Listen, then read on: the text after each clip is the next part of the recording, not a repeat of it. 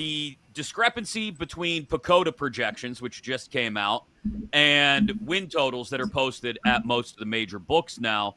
And the biggest discrepancy anywhere, I mentioned to Justin before we wrapped up, is on the Red Sox. The PECOTA projection on the Red Sox says just 79.8 wins, and their total at the books posted at 86.5. So we're talking nearly a 7-win discrepancy between PECOTA projection and win total at the books. Understandably so, for a lot of the reasons Justin mentioned. There is fan positivity around the Red Sox, but I kind of agree with him in that when you look at the numbers, if a projection tells you there's this big a discrepancy and that the Red Sox are projected, again, it's just a projection system, but projected as a losing team this year, there's no way in hell I'm betting over 86.5 wins, especially that we've just started camp and we've already got some drama with Alex Bregman and Rafael Devers arguing over who gets to play third base. Yeah, I don't know how you could look at those projections and see that large of a margin between the two, and then couple that with the drama that's been going on the past couple of days and say, okay, this team's going to be ready to go at the start of the season. They're going to get off to a hot start, and that win total is going to tick up live as the season goes. Like, that's just, I don't see that happening. You're hoping for best case scenario there in a lot of different facets. And I don't think you get that in a 162 game sample with drama already starting before the season has even started. So you would have to go under that, especially, I mean, the Red Sox, they were decent last season, nothing totally crazy. And the division that they play in is also really tough too, right? Finished 13 games back of the number one Yankees in the AL East last season. Who's to say that the Yankees and Orioles aren't going to be at the top of this one again this year? So I think the play for the Red Sox is taking the under, but more specifically because of what the projections are saying and how big of a margin that is. Yeah, I just, that big a discrepancy raises my eyebrows, and I go, wait a second here. What are we talking about? I understand the bats play. I understand, as Justin pointed out, Walker Buehler is a big name added to the rotation. I just don't know if it all adds up, especially in that division, to all of a sudden 87, 88 wins. That number seems really big. And if you're looking for a season-long win total to fade and take the under on, the Red Sox under 86.5 are definitely one that I would be on at this point. Another one that I would be on, and I swear it has nothing to do with the fact that I've been burned by them the last... No, I'm not even going to bring up the Pirates. Not even going that way yet. Okay. I thought that's where you were going.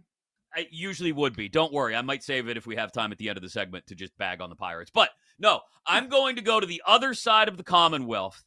Wealth? I just said Commonwealth. Commonwealth, the state, Pennsylvania. The Phillies have burned me the last two postseasons. I've had futures on them to win the NL pennant or World Series each of the last two seasons that obviously have not come home. And I'm looking at them now and looking at the age. I'm looking at the injuries that could start to mount on an aging team. Strong rotation. Nobody's going to argue that this rotation is strong and getting stronger, I think. But it's also not getting perceptibly younger. And, oh, by the way, they lose a couple bullpen pieces as well this offseason. I think there is a large reason to question the Phillies, especially when then you go and look at the PECOTA number. That projection has them at 85 wins. The number at the books, 91.5. Again, we're talking about a 6.5 win discrepancy here, Kate.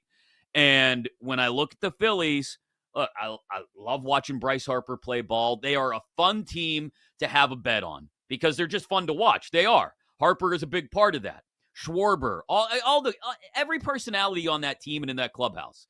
As much as being a Pittsburgher, I can't stand the other side of the state in Philadelphia, I have no problem betting on and rooting for the Phillies. But 91.5 is way too high, especially in this division where the Braves are going to be healthy again and where the Mets went out and got, Juan Soto.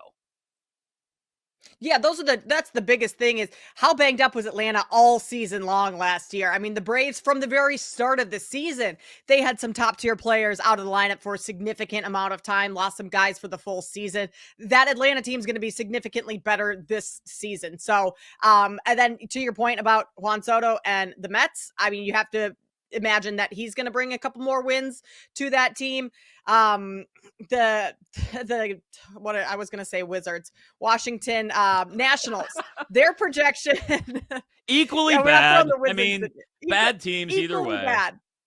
Yes, but their Dakota projection, um, 67 wins versus what the books have them at is 71. So, okay, Yeah. that's not really a issue in the division, and Miami certainly is not. But you have a Philly team that won the division last year, 95 games, 10-game drop off. That makes sense based on what you mentioned of losing some bullpen pieces, losing some other players, and then the other teams in the division also, the top two teams rather, being a whole lot better this year with health on their side.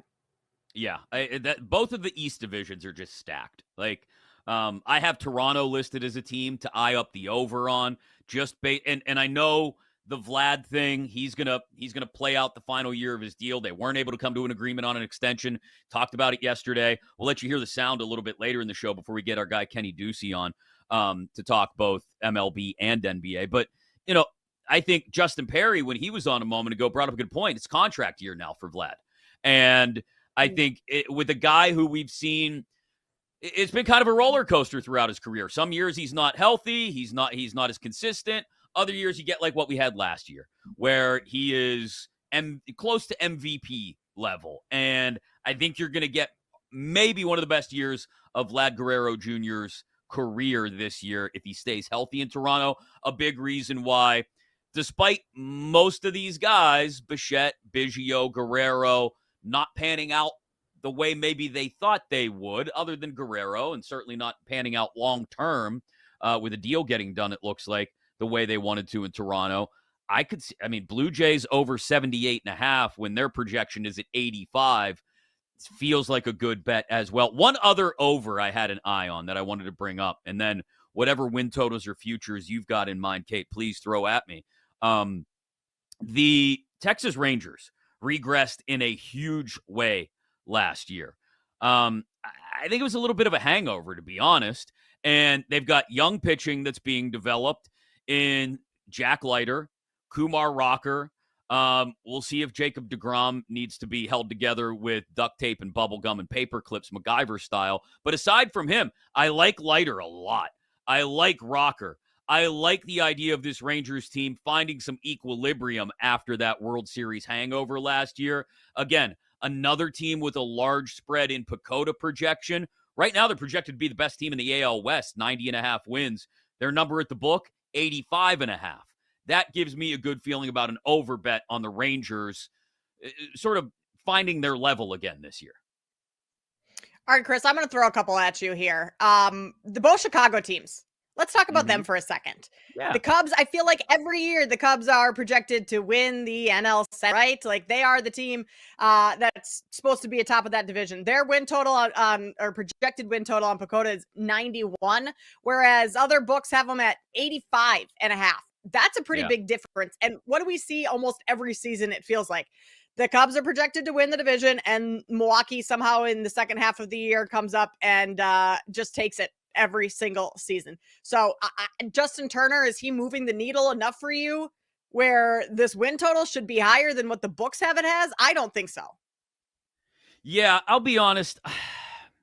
If I can catch the Cubs on like, and I see a lot of 85.5s out there, 86.5 is out there in a lot of spots too. If I can catch them at 85.5, I'd consider the over. And again, you make a great point. Every year we sit here and do this with either the Cubs or the Cardinals. Definitely won't be the Cardinals this year, but either the Cubs or the Cardinals. We look at them and go, okay, there's your NL Central champ in this weak NL Central. And then the Brewers end up ruining it for everybody. I think this might be a year the Brewers regress a little bit, and it does open the door for really, does it feel like any other team in this division wants to win the division? The Reds are going to forever be developing around Ellie De La Cruz, and it feels like they're never going to hit at the right time. Same goes for the Pirates and Paul Skeens now. Does anybody want this division? And so, look, it's not the imbalanced schedule that we used to have, say, 4 or 5 years ago, where you'd play each team in your division 18 times. And inevitably, like I said, the Cardinals would end up feasting on the bottom feeders of the Central. But I do think the best of a bad bunch in the Central is probably the Cubs. And if they can get to 86, 87 wins, that might win the division. So maybe it's not a win total bet. Maybe it's, I don't know, maybe it's a Cubs NL Central bet. I don't have that number in front of me right now, but maybe that's the look. If you're looking to, rather than looking at them and saying, hey, okay, I believe they're going to win X number of games, I'm going to look at the Cubs, for example, and say, okay, NL Central odds right now, it's right around even money. Most books do, 115 at BetMGM. Never mind. It's not going to get me that much more value. I don't know. On the South side, it's much bleaker, though, right? Yeah, the South side, you're talking 52.5 as the win total at the sports books for Chicago, for the White Sox, who are just god awful. But 52.5, the projection of Pacoda, Chris, 62. Yeah. That's a 10-game margin here. Eric Kratz of Foul Territory was on with us last week, and he said, no, you have to take the under on the 52.5. He said, there's no way this team is going to be winning enough games. I mean, do the White Sox talk about a team like, or a division of like, who wants it? No one goes out and do the White Sox want to win games? Yeah. It doesn't feel like they do based on the organizational failures that's been going on there for quite some time and the lack thereof of moves that they make throughout the season.